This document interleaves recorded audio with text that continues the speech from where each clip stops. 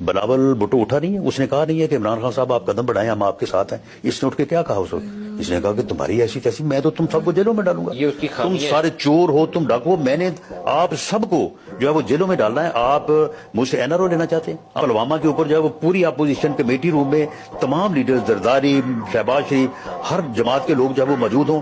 1.5 گھنٹہ chief of army صاحب اس کے دفتر میں اس کی منتیں کریں کہ آؤ ہمارے ساتھ آ کے وہاں پہ بیٹھے, ہم بریفنگ کرتے ہیں. اور وہ سن لیں آپ سوچتے کہ آرمی چیف نے اس کی منتیں کیوں جی ہیں.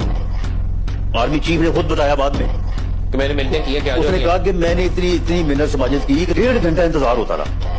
اس نے کہا میں اگر جاؤں گا وہاں پہ مجھے ان کے ساتھ ہاتھ ملانا پڑے گا, مجھے ان کے ساتھ جو ہے وہ بات کرنا پڑے گا. یہ جو آپ سنیں ذرا, یہ جو آپ عمران خان دیکھیں گے, یہ مختلف عمران خان آنے لگا.